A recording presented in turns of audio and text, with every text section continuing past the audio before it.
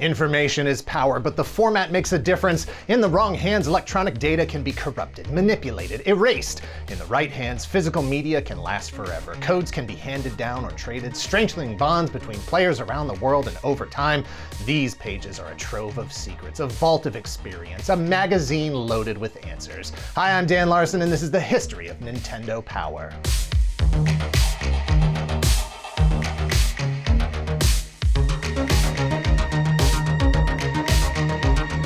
Thank you to HelloFresh for sponsoring this video. Use code SECRETGALAXY60 for 60% off plus free shipping today. I have a confession to make. I was one of those dummies that went to the grocery store nearly every single day because I am terrible at planning ahead, terrible at learning from my mistakes, and terrible at planning ahead. HelloFresh is designed for a busy schedule like mine, designed to take that burden off me. They take care of the meal planning and prepping with pre-portioned ingredients, Dan-proof recipes, and convenient delivery. No more grocery store lines, no hassle, just great tasting meals I can cook in about half an hour and enjoy in the comfort of home. With the cost of groceries going up, now is the perfect time to get started. HelloFresh is cheaper than grocery shopping and up to 70% less expensive than dining at restaurants. With 40 weekly recipes to choose from for all meal occasions, lifestyles, and preferences, you'll find plenty of meals to like and maybe get some ideas for meals you never considered. For me, HelloFresh opened up a whole new world of actually enjoying the process of making food. As long as I follow the instructions, I know HelloFresh has set me up for mealtime success. I've got the tools, I've got the talent. It's dinner time. Go to HelloFresh.com and use code SECRETGALAXY60 for 60% off plus free shipping. That's HelloFresh.com, code SECRETGALAXY60 for 60% off plus free shipping. And thank you again to HelloFresh.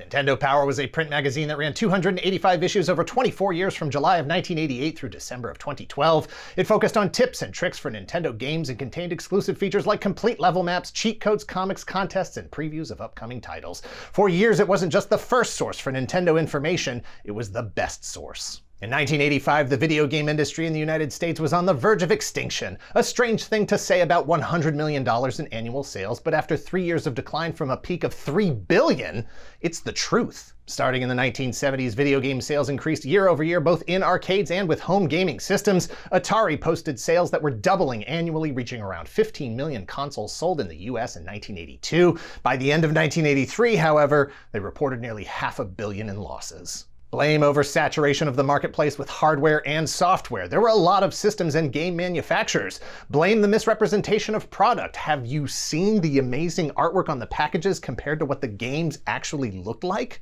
Blame a lack of quality control as third-party manufacturers unscrupulously cashed in on every concept they could clone, delivering buggy games or games that, in the end, just weren't fun. Blame E.T., a game that did all of that. By 1985, video games were considered such a bad investment in the US that the word video game was intentionally sidestepped when promoting one of the most popular systems ever created, the console that turned everything around, the Nintendo Entertainment System. Nintendo can trace its Japanese roots all the way back to the late 1800s when they were founded by Fusajiro Yamauchi to make playing cards. Over the decades, they embraced new technologies, went public in 1962, and in 1977 released their first home gaming system called the Color TV game. Inspired by Coleco's ColecoVision, Nintendo created a new cartridge-based game system. They also integrated a lockout chip which, while still allowing third-party development, also allowed for greater quality control over the games that it could play. I warned you! It was released in Japan in 1983 as the Famicom, a portmanteau of family computer. Success in Japan would have meant a subsequent launch in the US, if not for the previously mentioned cratering of the US video game industry. While that delayed the release, it also inspired some clever marketing. Howard Phillips played a major role in the development of that US launch strategy. In 1981, he joined Nintendo of America as their 5th employee. Over the next 2 years, he managed Nintendo's first US warehouse, which was located in Washington State. By 1983, he was responsible for the reception and distribution of all the Nintendo arcade units being shipped to the US from Japan, roughly 4,000 units of Donkey Kong per month in the first year, cementing Nintendo's US arcade business with nearly $200 million in sales. That same year, Nintendo launched the Famicom in Japan. After he was able to put his hands on a console himself, Phillips realized what a game changer it was.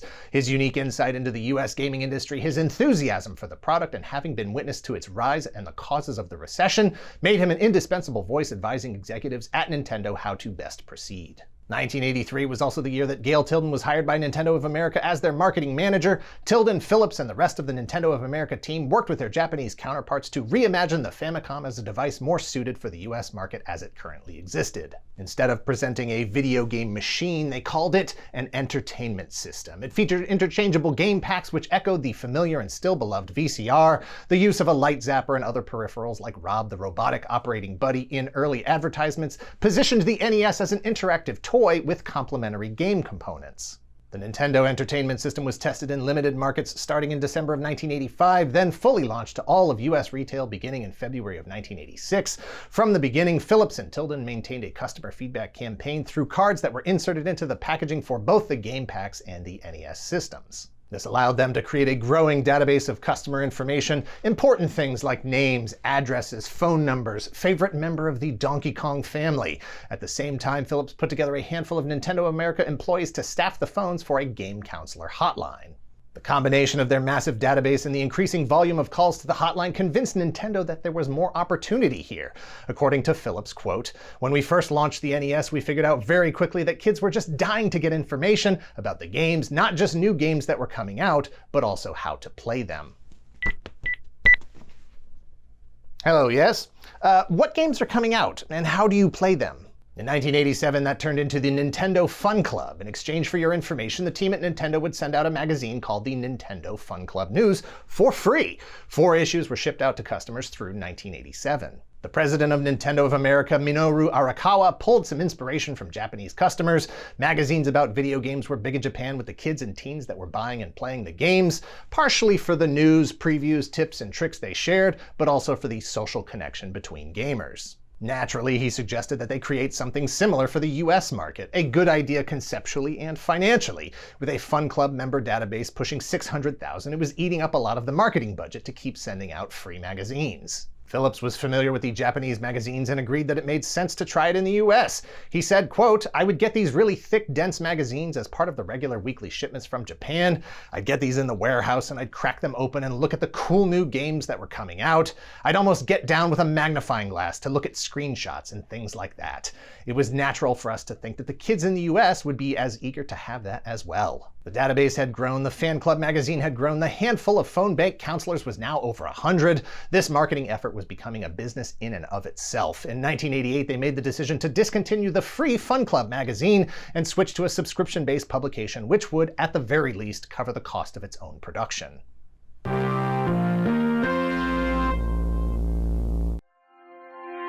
how do you think he does it? Beats me.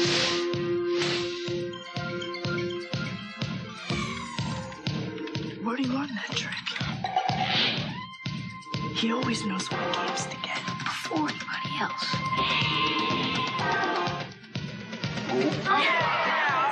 Subscribe now and get with it.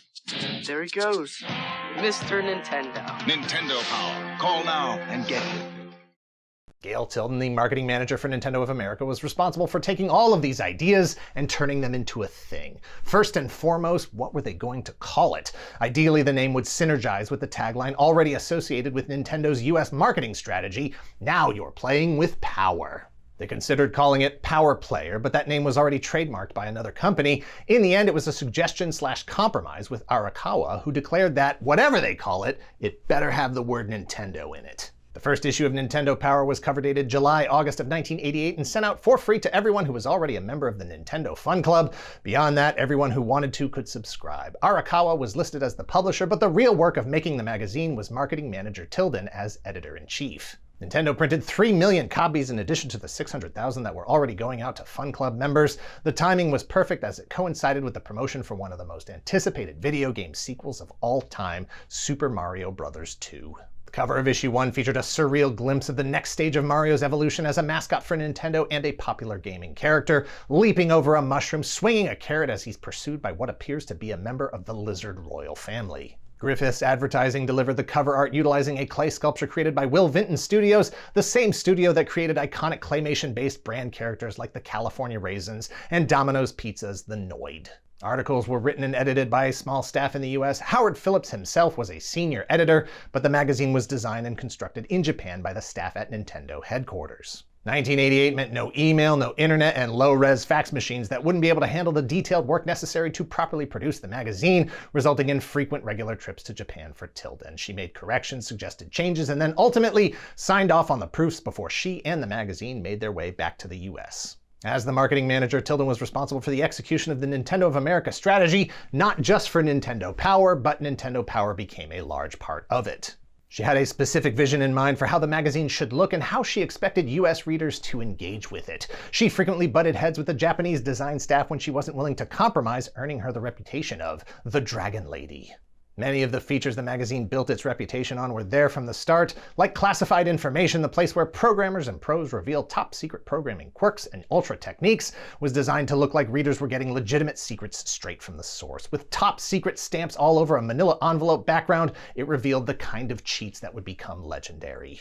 If you believed your friend Mike when he told you that he discovered the 30 Lives code for Contra, that's what he wanted you to think. The truth is, he just had a subscription to Nintendo Power. Hello, Mike.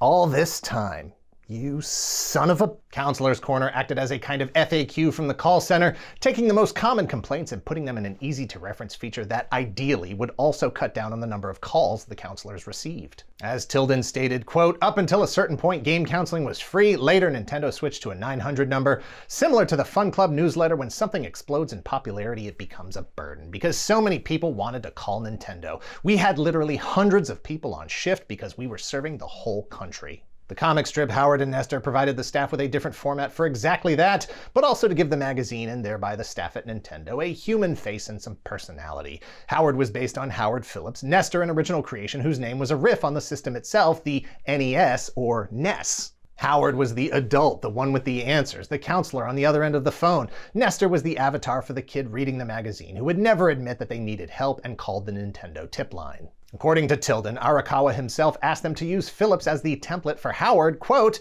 "He had already started assisting me in public relations in 1985. He had that kind of quirky thing with the bow tie and the saddle shoes, and Nintendo embraced and put that forward." Howard and Nestor became a regular feature of the magazine, appearing in every issue through 1993, their strips usually focusing on a specific game and thereby the world and characters of that particular game to be the theme of their interactions, while revealing tips along the way. Phillips left Nintendo in 1991 to take a job at LucasArts, at which time the Howard character was written out of the strip. It was renamed Nestor's Adventures before being retired at the end of 1993, returning for a few special editions to check in on Nestor before the magazine ceased publication altogether in 2012.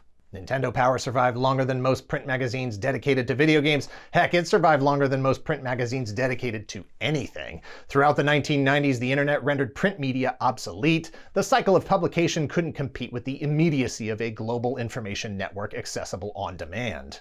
Change was inevitable, a requirement to survive. In 2005, Nintendo Power got a facelift and a redesign, new logo, new Hyper Nintendo fan focus, and new features intended to take advantage of news previews and community engagement that could only come from Nintendo directly while transitioning away from tips, tricks, and cheat codes, things that quickly proliferated online.